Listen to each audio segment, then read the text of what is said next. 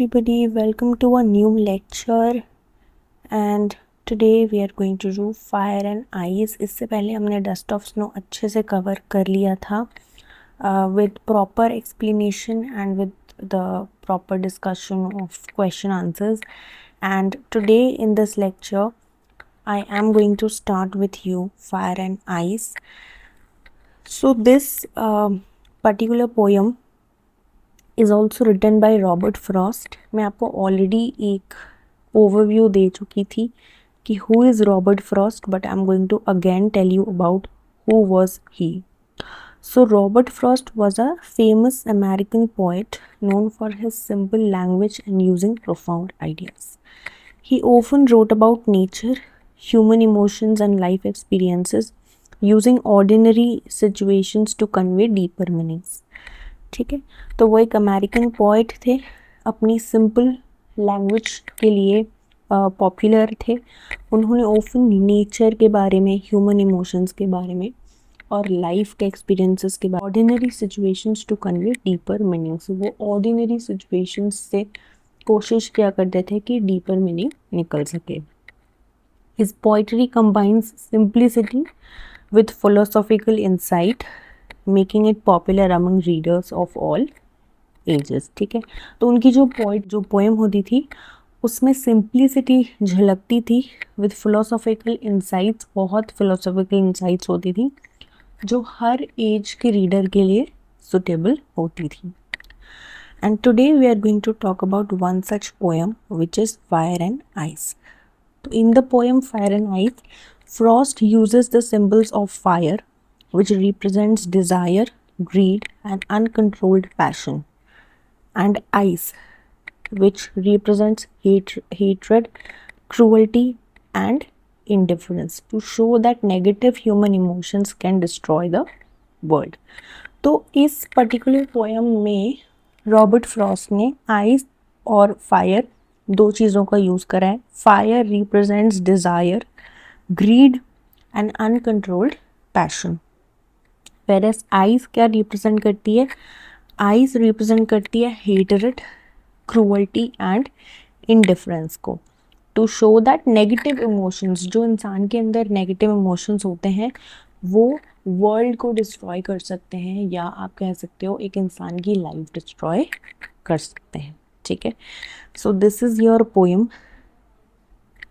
Everybody, this is your poem and it's divided into 2 stanzas, and I'm going to properly explain you each and every line with proper understanding.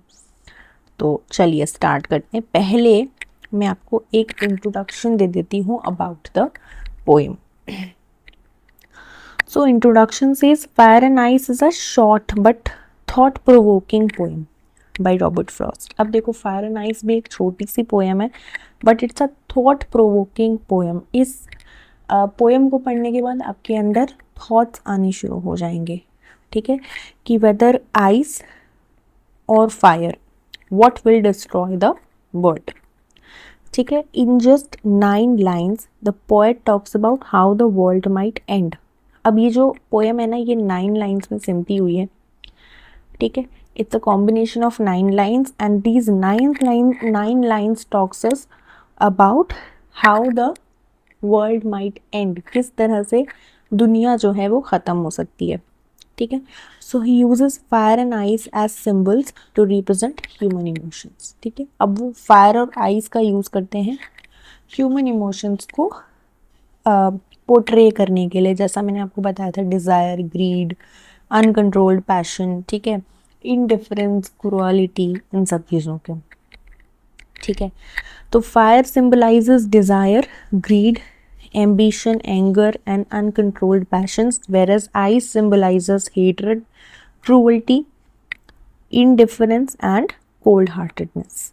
ठीक है, the poet suggest that it is not natural disasters but negative human emotions that can destroy the world. अब वो अपनी poem में सीधा सीधा बताते हैं कि ये नेचुरल डिज़ास्टर्स नहीं है जो वर्ल्ड ख़त्म करेंगे, बट ये नेगेटिव इमोशंस हैं एक इंसान के जो वर्ल्ड डिस्ट्रॉय कर सकते हैं। नेगेटिव इमोशंस या आप कह सकते हो नेगेटिव डिसीजंस जो वो लेते हैं, गलत डिसीजन जो एक इंसान लेता है, ये सारी चीज़ें वर्ल्ड को डिस्ट्रॉय कर सकती है। Clear? Okay, so what is the central idea of the poem? अब पोएम बेसिकली हमें क्या कन्वे करना चाहती है वो एक बार हम देख लेते हैं। ठीक है, तो what is the central idea? Poem conveys that human emotions can be powerful enough to destroy humanity. ठीक है, अब ये पोएम कहती है कि जो ह्यूमन इमोशंस हैं, जो नेगेटिव ह्यूमन इमोशंस हैं या गलत ह्यूमन इमोशंस हैं, वो पावरफुल इनफ हैं, उनमें इतनी ताकत है कि वो ह्यूमैनिटी को डिस्ट्रॉय कर सकती है, इंसानियत ख़त्म कर सकती है। ठीक है, if people are controlled by desire, they become greedy, selfish and violent। ठीक है, तो अगर हम किसी भी इंसान के डिज़ायर को कंट्रोल करते हैं या फिर अगर कोई इंसान अपने डिज़ायर की वजह से कंट्रोल में है तो वो ग्रीडी बन जाता है, सेल्फिश बन जाता है और वायलेंट हो जाता है। उसके अंदर एक चाहत आती है कि मुझे कैसे भी अपना डिज़ायर फुलफ़िल करना है, तो वो ग्रीडी हो जाता है, सेल्फिश हो जाता है, गलत काम करने लगता है, वायलेंट हो जाता है। ठीक है, and if people are filled with hatred they become cruel and heartless. ठीक है, तो अगर इसमें मैंने आपको दोनों चीज़ों का डिस्क्रिप्शन दे दिया कि अगर फायर है या आइस है, दोनों चीज़ों में से क्या कौन सी चीज़ पोर्ट्रे कर रही है। तो पीपल अगर भरे हुए हैं हेट्रेड से, अगर इंसान भरे हुए हैं हेट्रेड से, अगर नफ़रत से भरे हुए हैं, तो वो क्रूअल हो जाते हैं। ठीक है, बहुत खूंखार टाइप हो जाते हैं, वो कोई भी स्टेप लेने को तैयार हो जाते हैं और हार्टलेस हो जाते हैं, उनके अंदर इंसानियत ख़त्म हो जाती है या वो कुछ भी करने के लिए तैयार हो जाते हैं। So according to the poet, both desire and hatred are equally destructive. ठीक है, तो पोएट के हिसाब से डिज़ायर भी और हेट्रेड भी दोनों ही इक्वली डिस्ट्रक्टिव हैं, दोनों ही दुनिया ख़त्म करने के लिए या ह्यूमैनिटी ख़त्म करने के लिए दोनों ही एक तरह से रिस्पॉन्सिबल हैं। And either of them could bring about the end of the world. और इनमें से कोई एक चीज़, पोएट कहते हैं कि इनमें से कोई एक चीज़ दुनिया ख़त्म करने के लिए काफ़ी है। ठीक है, तो चलिए, आई होप आपको एक आइडिया लग गया होगा कि ये पोएट एक्चुअली क्या कन्वे करती है। ठीक है, अब हम शुरू करते हैं स्टैंजाज रीड करना और एक एक चीज़ समझना, अंडरस्टैंड करना। चलिए, तो some say the world will end in fire, some say in ice, from what I have tasted of desire I hold with those who favour fire. ठीक है, तो अब ये वाला जो स्टैंजा है बेसिकली ये क्या कहना चाह रहा है, इसको ज़रा हम देख लेते हैं। ठीक है, तो चलिए मैं आपको दो दो लाइन करके एक्सप्लेन करती हूँ, क्योंकि यहाँ मैंने आपके लिए पूरा एक प्रॉपर एक्सप्लेनेशन चार्ट बनाया हुआ है, मैंने खुद ने बनाया है और मैं यहीं से आपको एक्सप्लेन करूँगी, आपको समझ में आ जाएगा। ओके, चलिए, so some say the world will end in fire, some say in ice. ठीक है, तो इन दोनों लाइंस का क्या मतलब बताना चाह रहे हैं पोएट, वो हम देखते हैं। ठीक है, तो the poet begins by presenting two different believes about the end of the world. अब यहाँ पे सबसे पहले पोएट बात करते हैं कि दुनिया में दो तरह के बिलीव्स चलते हैं कि किस तरह से वर्ल्ड ख़त्म हो सकता है। ठीक है, दो तरह के डिफरेंट बिलीव्स हैं। ठीक है, some people believe that the world will end because of fire and others believe it will end because of ice. ठीक है, तो दो बिलीव्स क्या है, कोई तो मानता है कि वर्ल्ड ख़त्म होगा बिकॉज ऑफ आइस एंड कोई मानता है कि वर्ल्ड ख़त्म होगा because of fire. Okay, here the poet is not only talking about real fire or ice but also using them as symbols of human emotions। ठीक है, अब यहाँ पे पोएट जो है वो रियल फायर और रियल आइस का यूज़ नहीं कर रहा, वहाँ पे पोएट क्या कर रहे हैं, ह्यूमन इमोशंस के सिंबल्स की तरह उनको यूज़ कर रहे हैं। ठीक है, जो फायर और आइस का जो यूज़ हुआ है, फायर और आइस का जो यूज़ हुआ है वो ह्यूमन इमोशंस को रिप्रेजेंट करने के लिए हुआ है, ठीक है। ह्यूमन इमोशंस को रिप्रेजेंट करने के लिए यहाँ पे फायर एंड आइस का यूज़ किया हुआ है। चलिए, from what I have tasted of desire I hold with those who favour fire. अब इसका मतलब क्या है? Poet says that from his own experiences he has understood the nature of desire, ठीक है। तो पोएट कहते हैं कि मैंने अपने एक्सपीरियंस के हिसाब से, मैंने अपने एक्सपीरियंस के बलबूते पे ये समझा है कि डिज़ायर का नेचर क्या है। किसी भी इंसान के अंदर अगर कोई चाहत आती है, कोई चीज़ को करने की चाहत डेवलप होती है, या आप कह सकते हो डिज़ायर डेवलप होती है, तो उसका नेचर क्या है। Tasted of desire means that the poet has understood or experienced desires like everyone else, ठीक है। तो tasted of desire means that the poet has experienced desires like everyone else। अब ये जो tasted of desire ये जो use करा है पोएट ने, ये कहते हैं कि मैंने डिज़ायर एक्सपीरियंस किया है, सब लोग जैसे एक्सपीरियंस करते हैं like everyone else, I have also experienced desire in my own way, okay. He believes that uncontrolled desire can become so powerful that it can destroy everything. अब वो कहते हैं कि डिज़ायर बिल्कुल भी अनकंट्रोल्ड नहीं होनी चाहिए, एक हद में इंसान के अंदर डिज़ायर होनी चाहिए। अगर हद से बाहर चली जाती है डिज़ायर, अगर किसी चीज़ को करने की डिज़ायर बहुत ज़्यादा बढ़ जाती है कि वो आपके ऊपर ही हैवी होने लगे, आपके इमोशंस के ऊपर, आपके सोचने समझने की जो शक्ति है उसके ऊपर अगर होने लगे, तो वो इतनी पावरफुल हो जाती है कि इट कैन डिस्ट्रॉय एवरीथिंग, सब कुछ बर्बाद कर सकती है वो। Therefore he agrees with those who think the world could and in fire, ठीक है। तो अब वो उन लोगों के साथ एग्री करते हैं जो मानते हैं कि दुनिया ख़त्म होगी बिकॉज ऑफ फायर, ठीक है। अब देखो यहाँ पे फायर जो वर्ड यूज हुआ है उसका सिग्निफिकेंस क्या है, ठीक है, या वो क्या रिप्रेजेंट करता है। तो फायर रिप्रेजेंट करता है greed, desire, ambition, lust, anger, jealousy. अब इन सारी चीज़ों को फायर रिप्रेजेंट करता है। इसका मतलब है कि ये सारी जो चीज़ें हैं ये एक हद में होनी चाहिए, कंट्रोल्ड वे में होनी चाहिए। अगर ये हद से बाहर चली जाती है तो इट कैन डिस्ट्रॉय एवरीथिंग, ठीक है। तो फिर ये सब कुछ ख़त्म कर देती है, या इन सिंपलर वर्ड्स अगर मैं आपको बताऊं तो ये एक इंसान को ख़त्म कर सकती है, ठीक है। When these emotions grew without control they can lead to war, crime, violence and destruction. तो इन सब चीज़ों को अंजाम दे सकती है अगर अनकंट्रोल्ड वे में डिज़ायर एक्सटेंड कर जाए तो, ठीक है। अब हम चलते हैं आगे with the poem. I hope this much is clear to you. बहुत ही अच्छे से मैंने आपको एक्सप्लेन कर दिया है, तो आई होप क्लियर होगा। But if it had to perish twice, I think I know enough of hate to say that for destruction ice is also great and would suffice. अब देखो दूसरे स्टैंजा को read करके आपको ये feeling आ रही होगी कि फायर को भी वो जस्टिफाई कर रहे हैं कि fire would and the world, और एक तरफ वो आइस को भी जस्टिफाई कर रहे हैं, आइस कि आइस भी वर्ल्ड ख़त्म कर सकती है, ठीक है। तो अब देखते हैं कि इसका मतलब क्या है, ठीक है।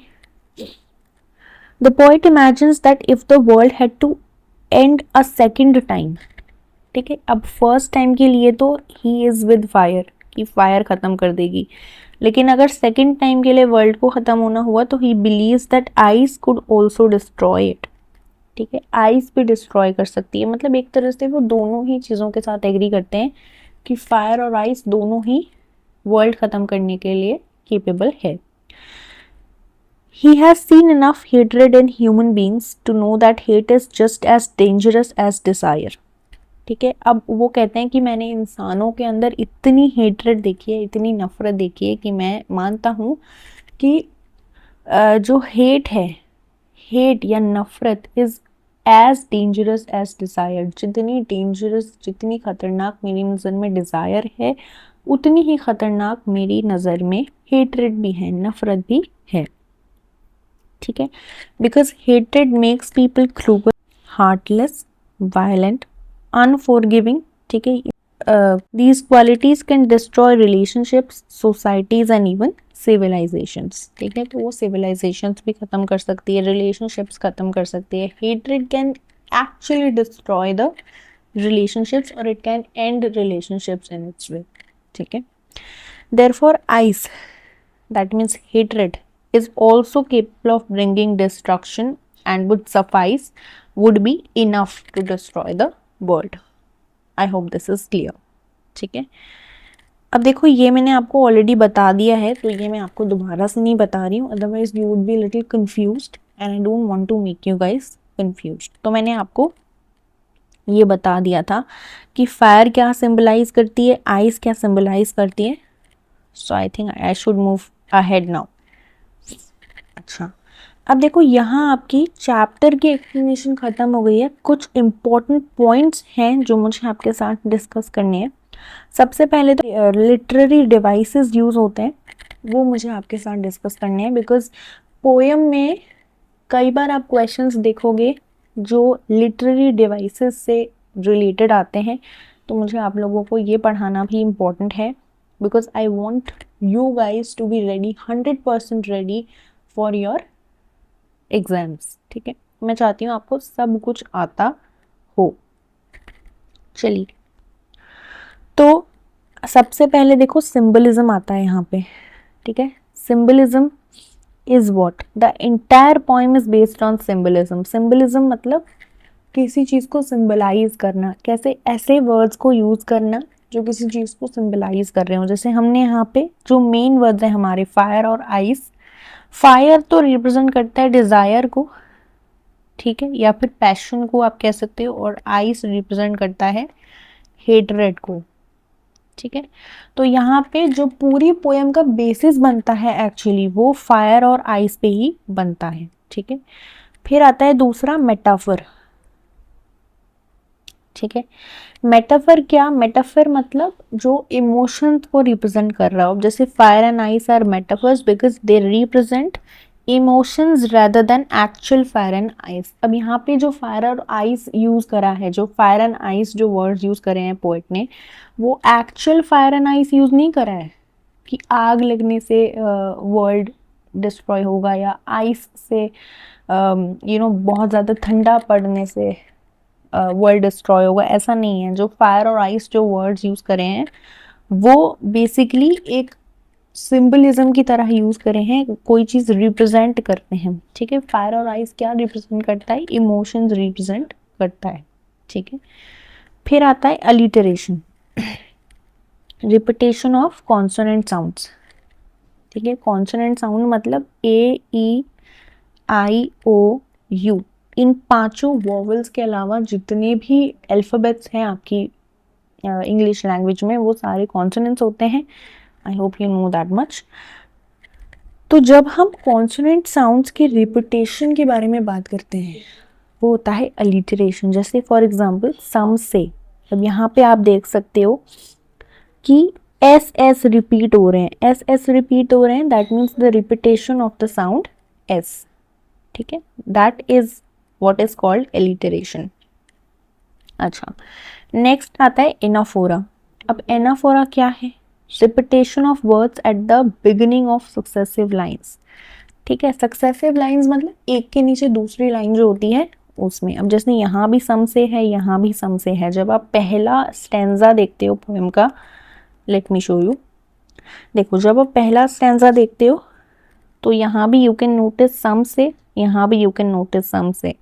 ठीक है, तो दोनों तरफ सम से आ रहा है। That is to, I am trying to explain you कि इसको ही हम कहते हैं एनाफोरा। ठीक है, I hope this much is clear. Okay, फिर आता है देखो इमेजरी। ठीक है, इमेजरी मतलब जिससे आपके दिमाग में कोई इमेज बन जाए। ठीक है, ऐसे वर्ड जो आपके माइंड में इमेजेस बना सके, ठीक है। जैसे the words fire and ice create vivid mental images of destruction. अब यहाँ पे पोएट ने फायर और आइस को इस तरह से पोर्ट्रे करा है कि आपके दिमाग में फायर और आइस पढ़ते ही एक इमेज बन जाती है कि yes these words are related to destruction. तो यहाँ पे हम डिस्ट्रक्शन की बात कर रहे हैं, ठीक है। फिर देखो एक नया आता है एन्जाम्बमेंट। ये क्या है? Meaning continues from one line to another without a full stop. यहाँ पे बेसिकली क्या होता है कि एक लाइन खत्म नहीं हुई, उसके बाद दूसरी लाइन शुरू हो गई। पहली लाइन में आप फुल स्टॉप नहीं देखोगे, दूसरी लाइन में देखोगे आप देखते हो कि पहला लाइन कंटिन्यू कर रहा है और दूसरे लाइन में जाके वो जो पर्टिकुलर सेंटेंस है वो खत्म होता है, ठीक है। तो यही है आपका एन्जाम्बमेंट। फिर आता है antithesis. What is antithesis? The poet places opposite ideas together. अब देखो इस पर्टिकुलर पोएम में क्या हुआ है ना कि पोएट ने दो आइडियाज को, दो अपोजिट आइडियाज को रादर एक साथ पोर्ट्रे करा है, एक साथ प्लेस करा है, ठीक है।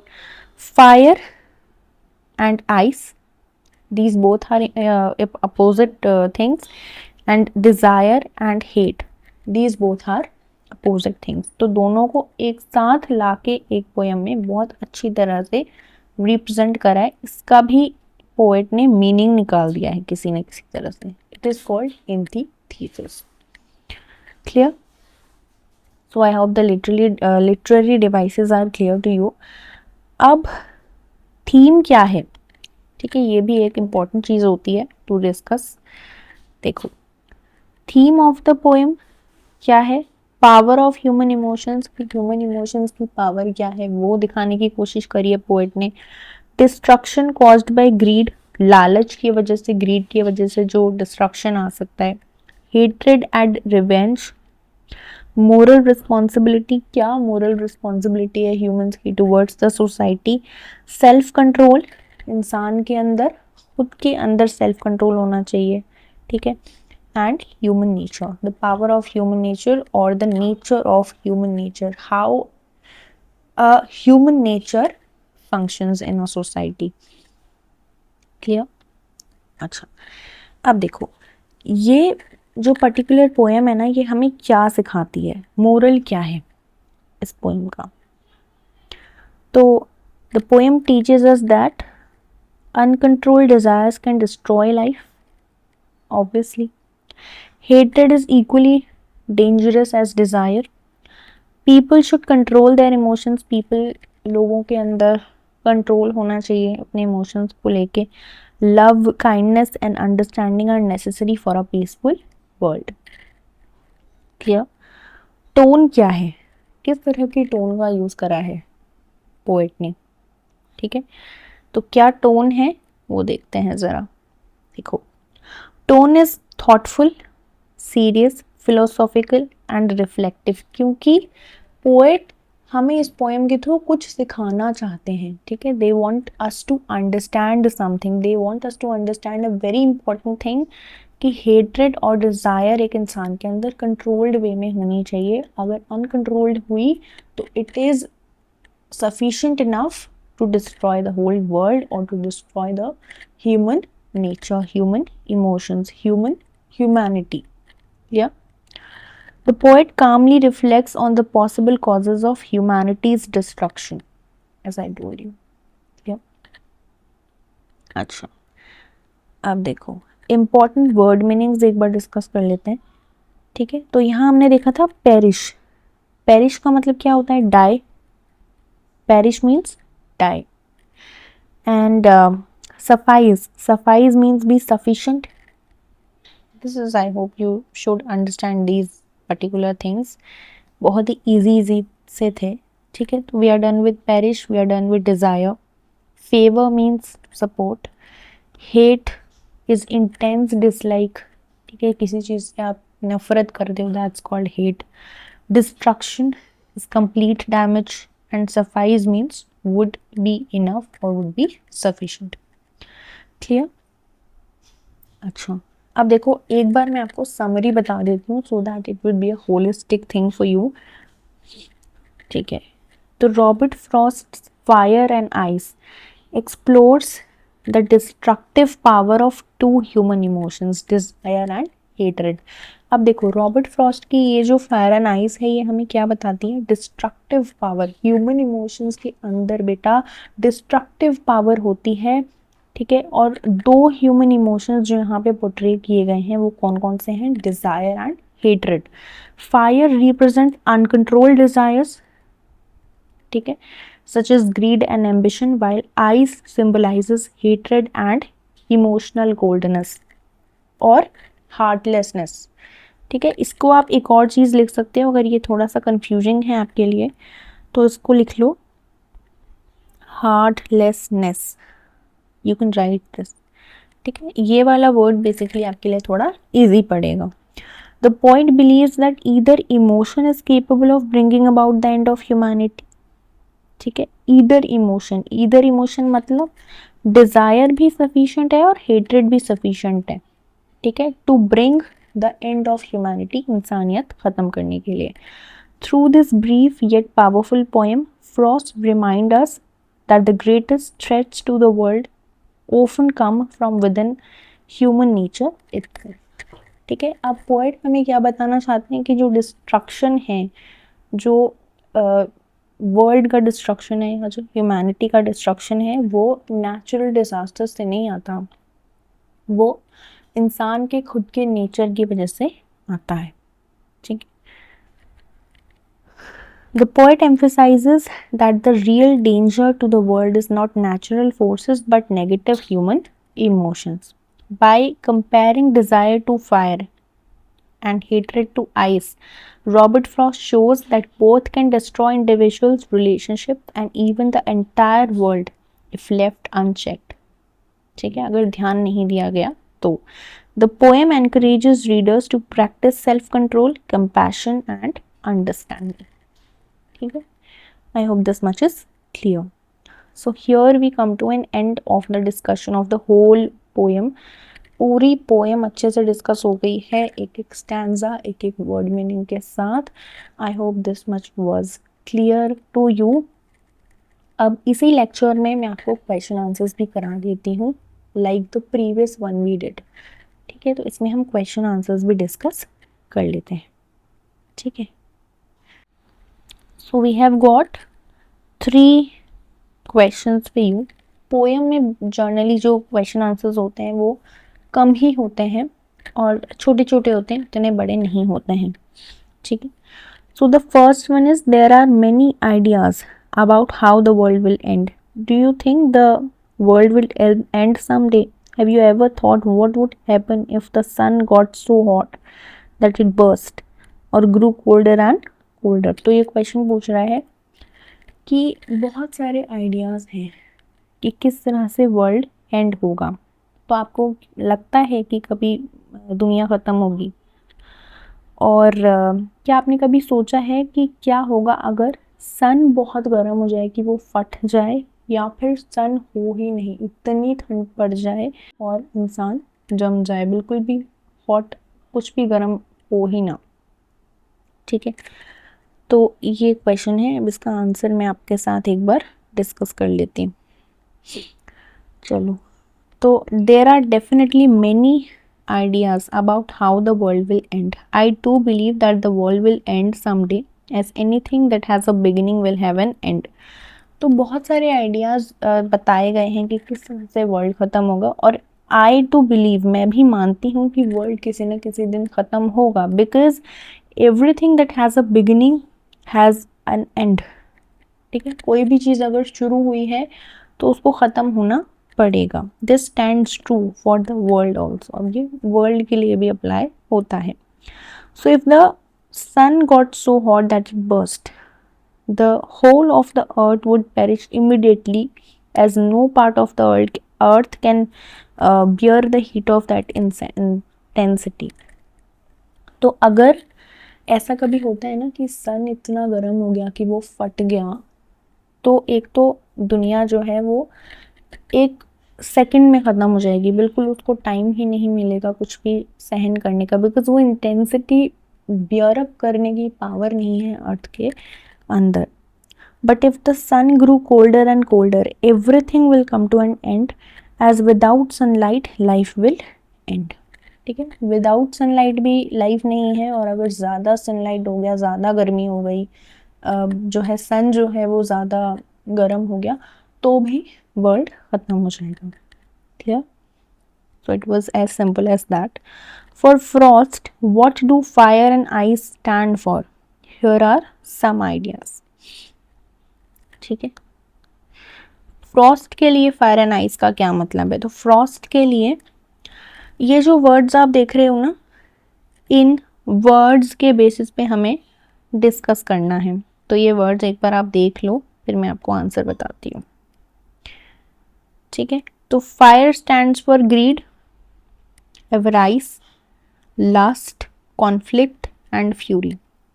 ठीक है, फायर जो है वो ग्रीड के लिए, लस्ट के लिए, कन्फ्लिक्ट के लिए और फ्यूरी के लिए स्टैंड करती है. फ्यूरी मतलब एंगर, फ्यूरी मतलब बहुत गुस्सा. ठीक है, whereas ice stands for cruelty, intolerance मतलब सहन शक्ति ना होना, rigidity, intensity, coldness, indifference and hatred. Clear? तो सिंपल था. अच्छा, next, what is the rhyme scheme of the poem? How does it help in bringing about the contrasting ideas in the poem? अब देखो, rhyming scheme के बारे में बात हो रही है कि rhyming scheme क्या होता है, और rhyming scheme जो है वो contrasting ideas लाने के लिए कैसे helpful है. हमने हर पोएम में देखा है, हमने अभी तक 2 पोएम कंप्लीट करी है, this is the second poem. तो दोनों पोएम में हमने देखा है कि राइमिंग स्कीम एक फॉलो होती है. ठीक है, तो राइमिंग स्कीम क्या होती है पहले तो वो एक्सप्लेन करना है, और फिर पोएम में जो हम एक्सप्लेन करना चाह रहे हैं या जो कॉन्ट्रास्टिंग आइडियाज़ हम लाना चाह रहे हैं उसमें राइमिंग स्कीम का क्या रोल है. ठीक है, तो वो भी हमें डिस्कस करना है. तो राइमिंग स्कीम क्या है पोएम की? A B A B C. ठीक है, this you will understand when you will read the poem, read the stanza of the poem. अच्छा, this rhyming scheme helps in bringing about the contrasting ideas of fire and ice presented in the poem. अब इस rhyming scheme से हम contrasting ideas ला सकते हैं fire and ice के, जो poem में present किए गए हैं. The poet mentions that both fire and ice are probable end of this world. ठीक है, poet कहते हैं कि fire और ice दोनों ही probable reasons हो सकते हैं, probable चीज़ें हो सकती हैं जिससे वर्ल्ड का एंड हो जाए. He talks about how fire represents desire and can therefore be a cause of the end of the world. अब वो इसी चीज़ को पूरी पोएम में एक्सप्लेन करते हैं कि फायर जो है वो हेट्रेड को कैसे, फायर जो है वो डिज़ायर को कैसे रिप्रेजेंट करती है, कौन कौन सी चीज़ें हैं, और वो एक कारण कैसे हो सकती है वर्ल्ड के अंत होने का. Frost also mentions ice in between to symbolize that the coldness and indifference towards one another will be enough to end the world. फिर वो आइस का यूज़ करते हैं ये सिंबलाइज करने के लिए कि जो कोल्डनेस है, जो हार्टलेसनेस है, या जो इनडिफरेंस है एक दूसरे की तरफ, वो भी काफ़ी होगा वर्ल्ड ख़त्म करने के लिए. ठीक, so in the second stanza he says that he knows of enough hate in the world to be sure that even destruction through ice would be sufficient to bring about the end of the world. अब वो कहते हैं कि मैंने नफ़रत और desire, hatred और desire मैंने इतनी देख ली है कि मुझे लगता है दोनों ही सफिशेंट हैं वर्ल्ड के एंड के लिए. ठीक है, वो कहते हैं कि मैंने हेट इतनी देख ली है वर्ल्ड में कि मुझे लगता है आइस से भी डिस्ट्रक्शन हो सकता है, आइस से भी वर्ल्ड का एंड हो सकता है, और फायर से भी हो सकता है. ठीक है, तो यहाँ हमने सारे क्वेश्चंस अच्छे से डिस्कस कर लिए हैं. ठीक है, और यहाँ पे आपका चैप्टर भी होता है ख़त्म. ठीक है, सब कुछ कवर हो गया है इस छोटी सी पोएम में, एक्सप्लेनेशन के साथ, क्वेश्चंस के डिस्कशन के साथ. And now I think you are capable enough to handle everything from this particular poem. So yes guys, this was from my side related to this poem. I hope everything is clear to you, और अगर फिर भी कोई doubt होता है तो you can drop your doubts in the comment section. I will try to answer each one of you. And now I'll see you in the next lecture. Next lecture होने वाला है एक full-fledged chapter which is Nelson Mandela Long Walk to Freedom. तो चलिए मैं आपसे मिलती हूँ नेक्स्ट लेक्चर में. तब तक आप पढ़ते रहिए, खुश रहिए, and keep rocking. Bye bye.